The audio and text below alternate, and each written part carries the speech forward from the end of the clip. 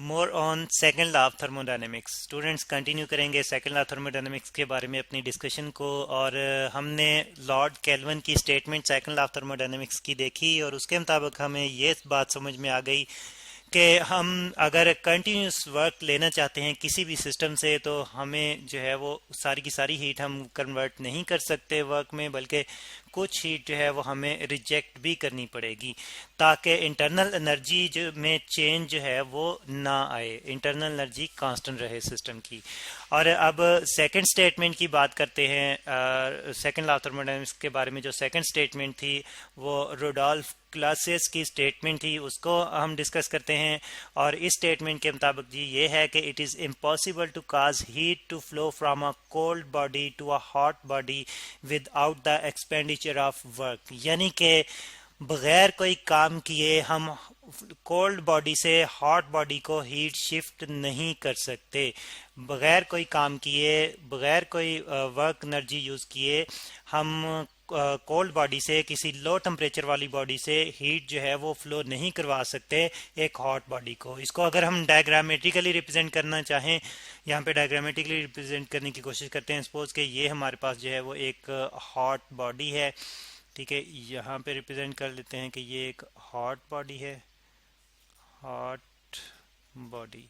और इसका temperature definitely ज़्यादा होगा, इसका टेम्परेचर T1 से रिप्रेजेंट कर देते हैं। यहाँ पे एक कोल्ड बॉडी रिप्रेजेंट कर देते हैं, कोल्ड बॉडी, कोल्ड बॉडी। और इसका टेम्परेचर जो है वो स्टूडेंट्स T2 से रिप्रेजेंट कर देते हैं। और कंडीशन ये है कि T1 जो है हॉट बॉडी का टेम्परेचर जो है ये ज़्यादा है कोल्ड बॉडी के टेम्परेचर T2 से।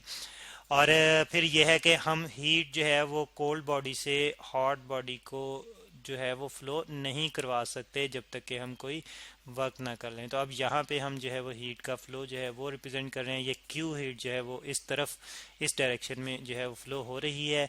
तो ये प्रोसेस एक्चुअली हमने रिप्रेजेंट किया है डायग्रामेटिकली, लेकिन ये प्रोसेस जो है जस्ट एक हाइपोथेसिस है, ऐसा एक्चुअली हो नहीं सकता, ठीक है।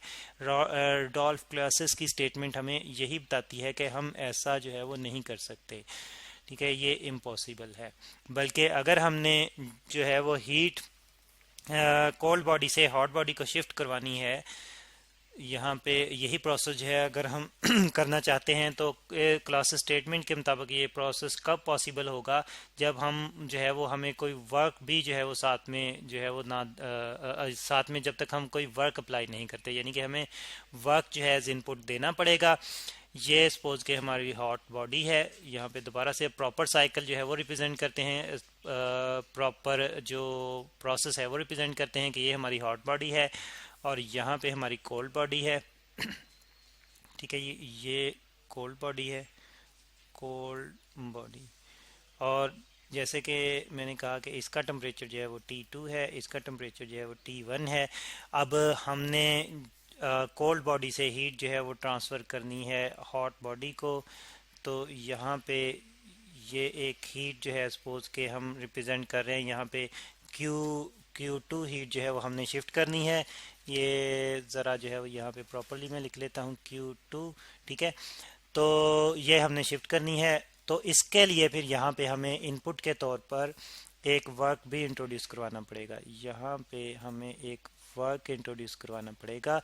और एक साइक्लिक प्रोसेस को एक्चुअली फॉलो करते हुए ये सारा जो है वो कंटिन्यूस जो है वो प्रोसेस होगा। यानी कि अगर हमने प्रोसेस को कंटिन्यू करना है, यानी कि अगर हमने कंटिन्यूसली जो है वो हमने हीट जो है वो शिफ्ट करवानी है कोल्ड बॉडी से हॉट बॉडी को, तो अच्छा यहाँ पे लिख लेते हैं कि ये वर्क एज अ इनपुट हम यहाँ पे दे रहे हैं और हम कह रहे हैं कि ये हमने कंटिन्यूसली ये प्रोसेस फॉलो करना है। तो यानी कि कंटिन्यूसली हीट जो है वो Q2 शिफ्ट करनी है को हॉट बॉडी को कोल्ड बॉडी से, तो हमें साइक्लिक प्रोसेस फॉलो करना पड़ेगा। ये जो है वो साइक्लिक प्रोसेस है। और साइक्लिक प्रोसेस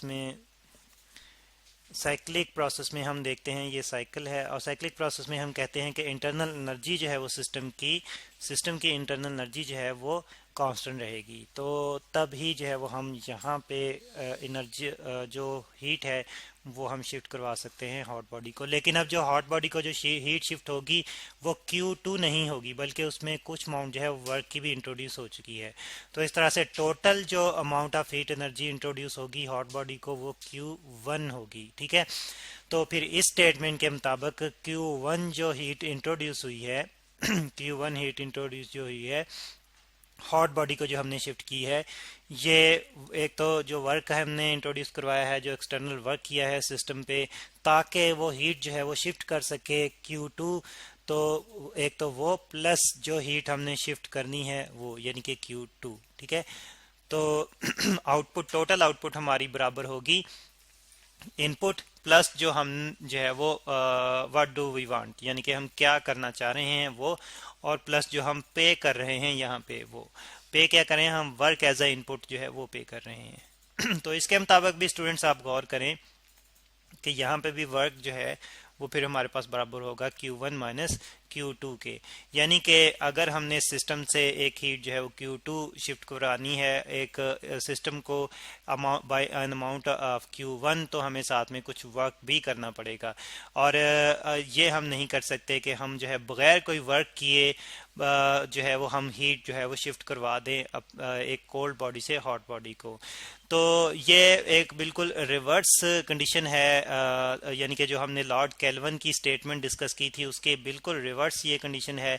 उसमें हम क्या करते हैं, उसमें हम वर्क को कन्वर्ट करते हैं, ये जो है एक्सेप्टेबल है। उसमें हम इनपुट हीट को कन्वर्ट करते हैं वर्क में। यहाँ पे हम लॉर्ड केल्विन के मुताबिक जो है वो अगर डिफाइन करना चाहें लॉर्ड केल्विन, तो उसमें हम कन्वर्ट करते हैं हीट को, इनपुट हीट को वर्क में। अब यहाँ पे हमारे पास एक हॉट रिजर्वायर है, यानी कि लॉर्ड केल्विन को अगर हमने प्रॉपर तरीके से फॉलो करना है स्टेटमेंट को, एक वर्क करवाना है, एक वर्क एज आउटपुट लेना है, तो हमें ये करना पड़ेगा कि हमें यहाँ पे एक हॉट रिजर्वायर लेना पड़ेगा। हॉट हॉट रिजर्वायर वो जो है वो ऑब्जेक्ट होगा, वो सोर्स होगा जो कि हमें हीट जो है वो एज ए इनपुट सप्लाई करेगा। इसका टेम्परेचर ज़्यादा होगा, T1 से रिप्रेजेंट कर रहे हैं। अच्छा, यहाँ से फिर हम हीट एनर्जी जो है वो लेंगे, हीट एनर्जी लेंगे Q1, ये हीट एनर्जी Q1 जो है वो यहाँ पे लेंगे, और इसका कुछ अमाउंट जो है इसकी यूजफुल वर्क में कन्वर्ट करेंगे।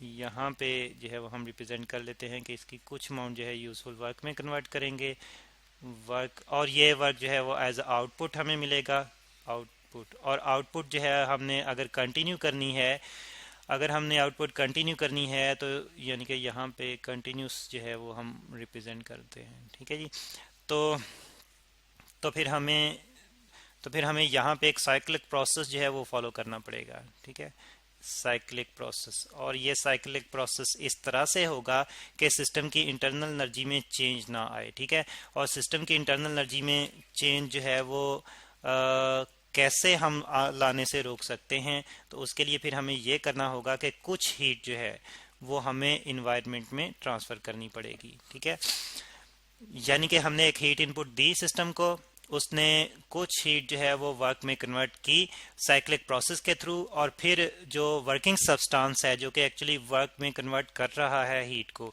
उस हीट का कुछ पार्ट जो है वो सिस्टम एक कोल्ड रिजर्वायर को शिफ्ट कर देगा, कुछ जो है वर्क में कन्वर्ट करेगा, और बाकी जो हीट है वो शिफ्ट कर देगा एक कोल्ड रिजर्वायर को, जिसको हम सिंक भी बोलते हैं। ठीक है, कोल्ड रिजर्वायर।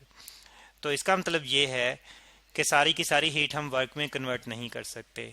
और ये जो हमने यहाँ पे डायग्रामेटिकल जो कंडीशन रिप्रेजेंट की है, ये पॉसिबल है according to Lord Kelvin statement, कि हम कुछ अमाउंट में हीट जो है वो वर्क में कन्वर्ट करते हैं एक साइक्लिक प्रोसेस के थ्रू, और बाकी हीट जो है वो हम शिफ्ट कर देते हैं एक कोल्ड रिजर्वायर को, ताकि हमारे सिस्टम की इंटरनल एनर्जी जो है वो कांस्टेंट रहे, इंटरनल एनर्जी में कोई चेंज ना आए, ताकि जो वर्क है वो हम कंटिन्यू कर सकें, हम एक कंटिन्यूसली जो है वो वर्क जो है वो ले सकें एक साइक्लिक प्रोसेस के थ्रू।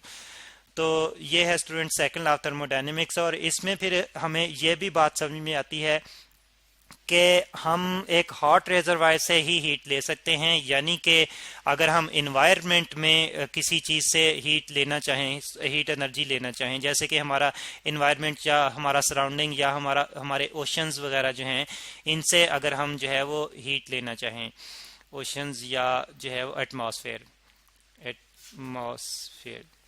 तो उनसे हम हीट नहीं ले सकते, क्योंकि वो सेम टेम्परेचर पर हैं जिस टेम्परेचर पर हमने हीट जो है वो शिफ्ट करनी है। यानी कि इनसे लो टेम्परेचर पर हमें जो है वो कोई ऑब्जेक्ट नहीं मिलता, लो टेम्परेचर पर हमें इनसे लो टेम्परेचर पर कोई ऑब्जेक्ट नहीं मिलता।